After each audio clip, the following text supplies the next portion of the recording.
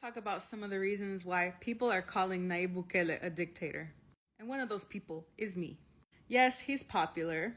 Yes, he's reduced gang violence in El Salvador. Let's be clear. Bukele's popularity is built on the destruction of democratic institutions in El Salvador and the suspension of civil liberties. That includes yours too, if you are Salvadoran. And before you come after me like, oh, he's cleaning up our country. Do you even know anything about Mareros? Yeah, I do, bitch. My grandpa was killed by MS-13 member.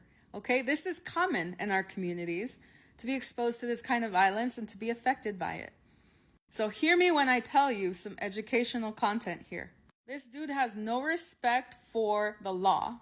In 2021, he used his party's supermajority in the Legislative Assembly to dismiss all 5 Constitutional Court justices and the Attorney General. Now, some of you don't know how this works because you say, oh, they're corrupt. There are reasons why there are checks and balances. There needs to be some conservative judges and some liberal ones to balance the thing out. Instead, Bukele replaced all of those magistrados with loyalists, thus eroding all checks and balances on the executive branch. That is not reform. That is a power grab. Since then, El Salvador has been under the rule of a state of exemption. Under a state of exemption, basic rights are suspended. Things like the right to legal counsel, the right to a fair trial, and freedom of expression. Under this policy, over 65,000 people were in prison during Bukele's first term, and authorities estimate that 1 out of every 6 of those people who are detained is most likely innocent. But we'll never know because there's no trials. And although Salvadorans are feeling a huge relief from gang violence, it comes at a huge cost. This is what experts call penal populism. It is a system that feeds off of public anger and calls for revenge.